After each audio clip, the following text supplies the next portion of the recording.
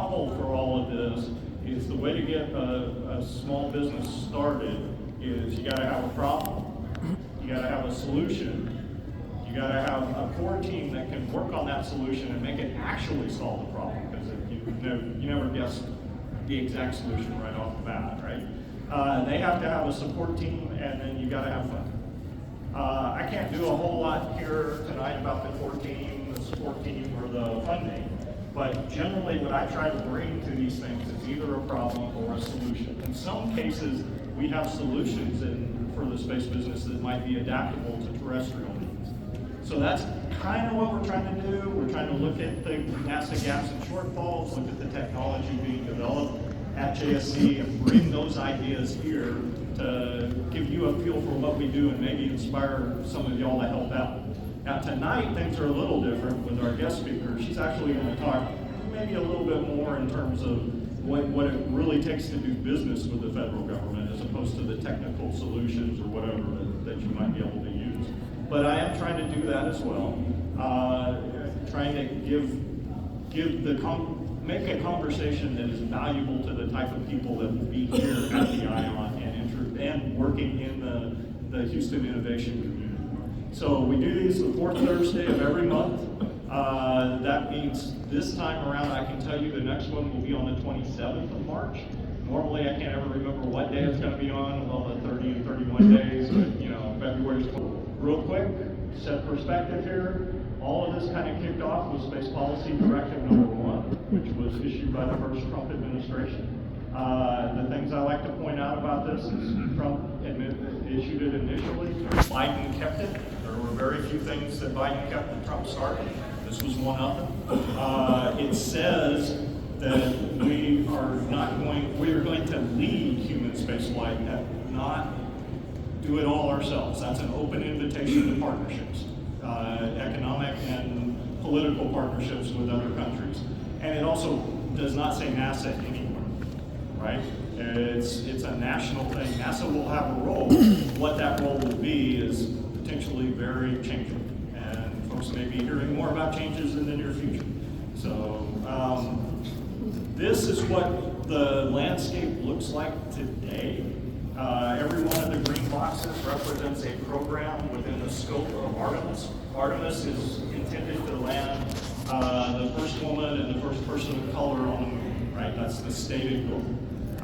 So every one of the green boxes represents a program within that overall Artemis program.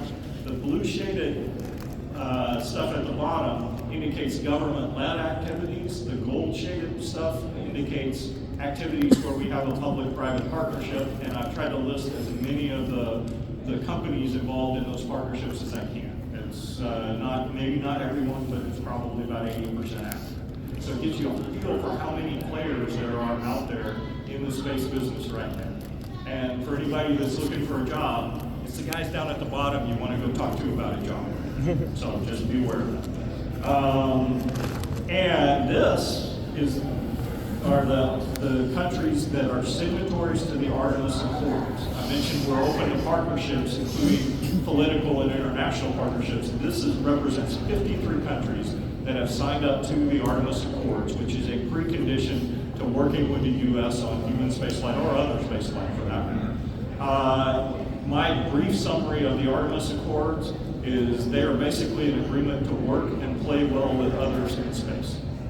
So that's all it is, right? There's a lot of fancy words and a lot of lawyering stuff and all that, but that's really what it says. The space world, this is one of the things that's about to happen very soon. Wookie Ofori, he was here, is probably still here somewhere.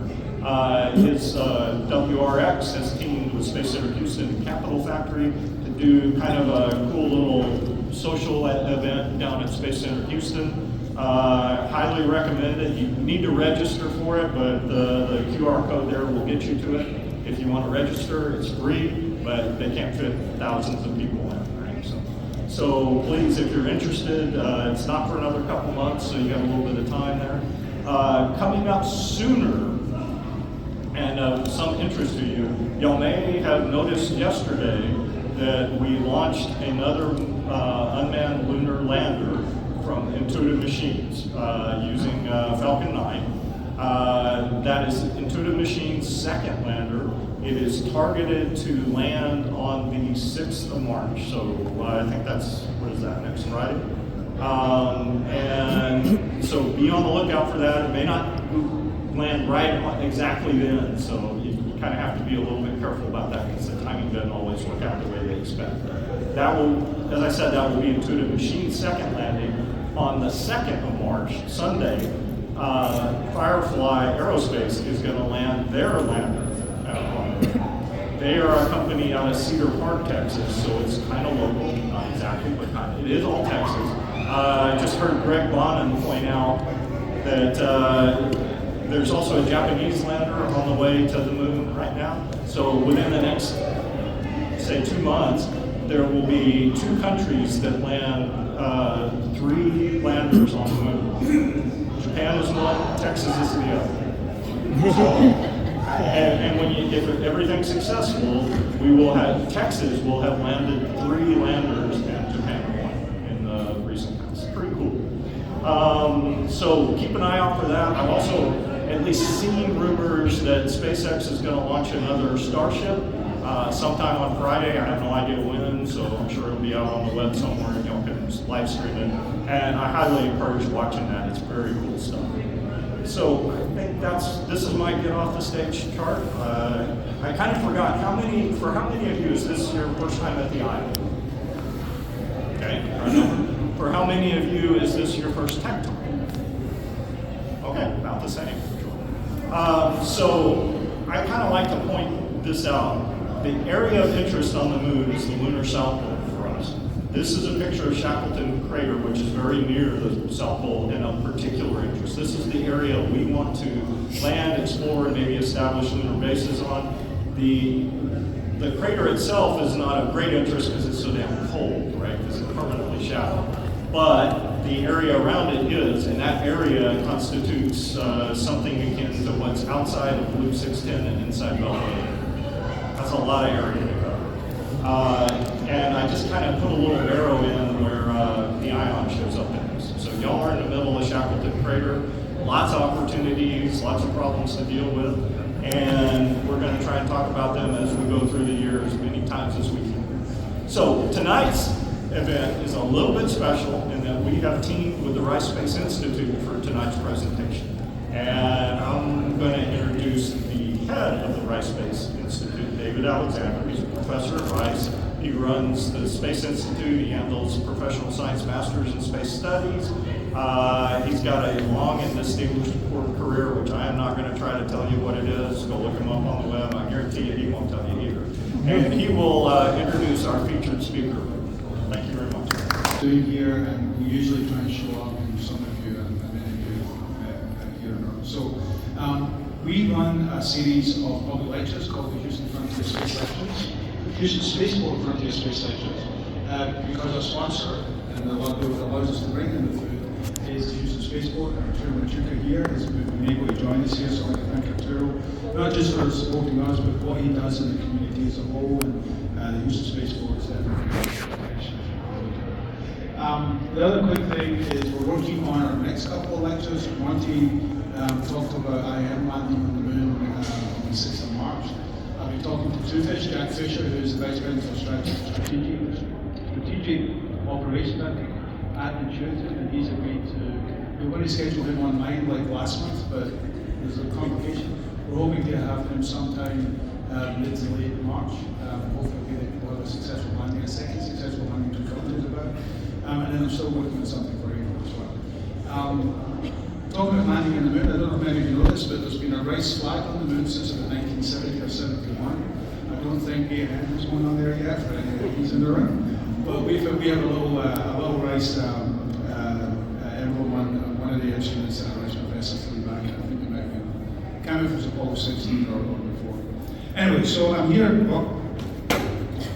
here to introduce our speaker tonight, and I'm going to read her a little bit of her bio, but I first met Kelly in this room, or at least in this building, where she was helping organize and run, I think, for the Italian Trade Agency. Some of you may have been part of that, where there was a number, I think 8, if I'm remembering correctly, Italian space startups came to Houston and to be kind of embedded in here, and Kelly kind of led that effort for her role in her new role at the time in the Space Foundation. We just announced today, just so you saw, I learned a lot from Kelly.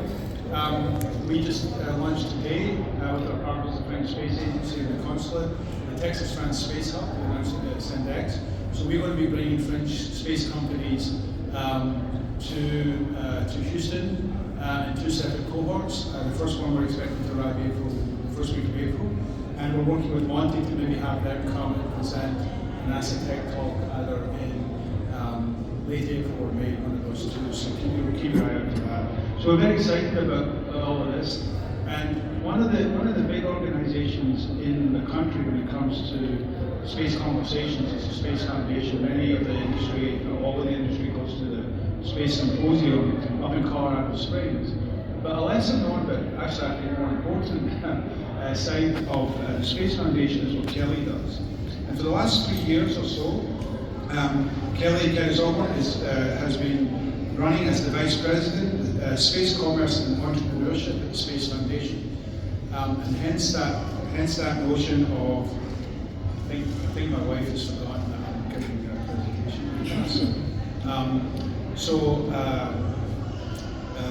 Kelly's the Vice President of Space Commerce and Entrepreneurship at the Space Foundation, and in that role she's been helping develop the commercial space industry across the United States and even further afield. And so it's really exciting for me to be here, and I always love the opportunity to come to Houston. It's my second time at the ION.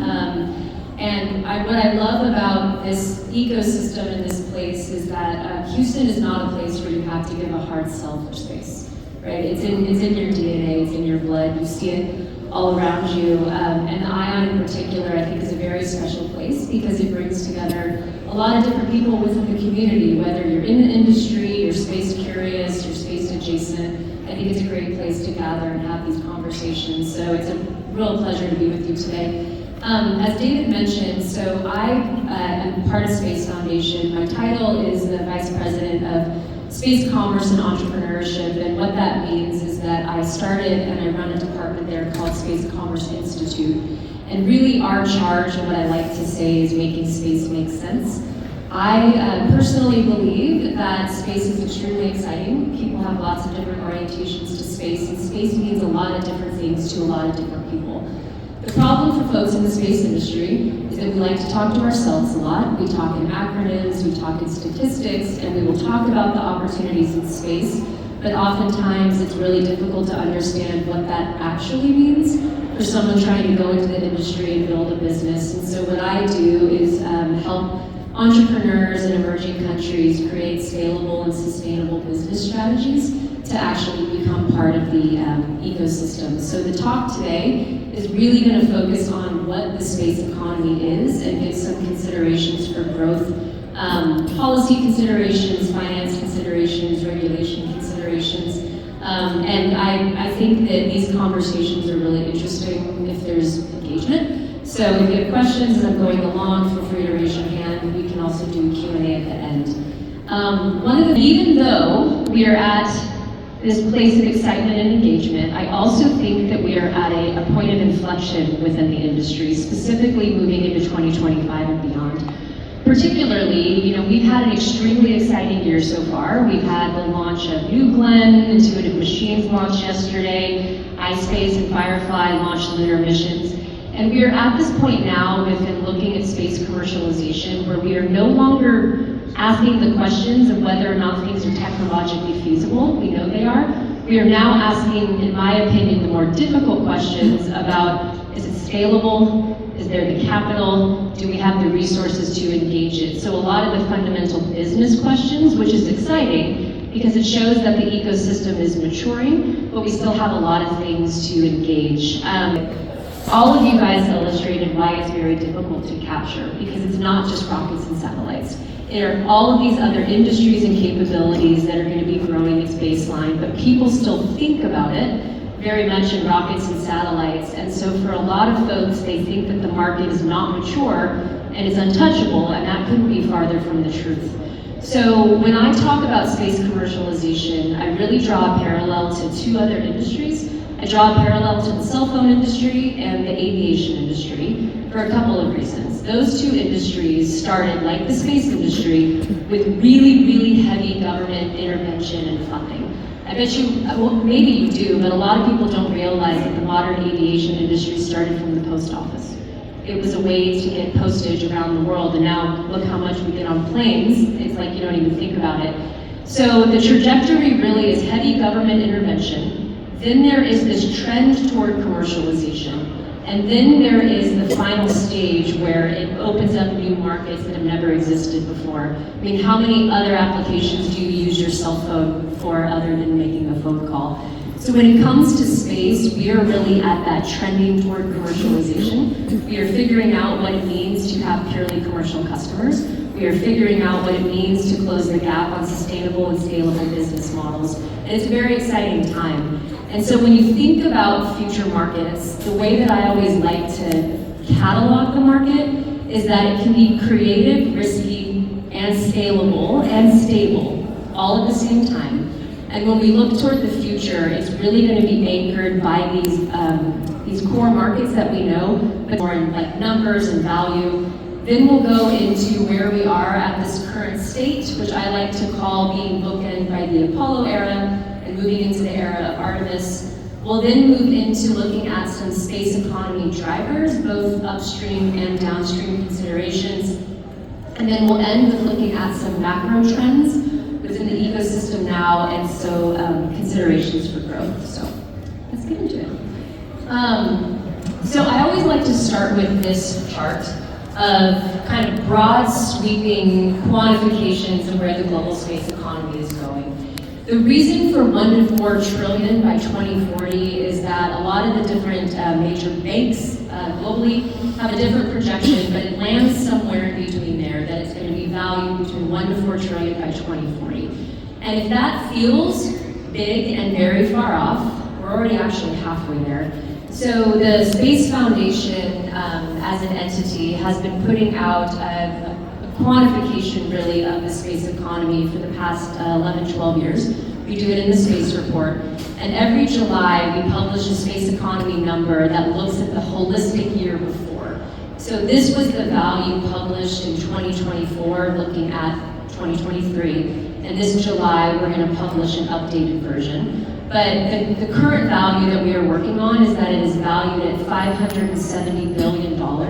And we conservatively think that by 2027, it's going to be at least $772 billion. So the pace of acceleration and economic growth just continues to uptick.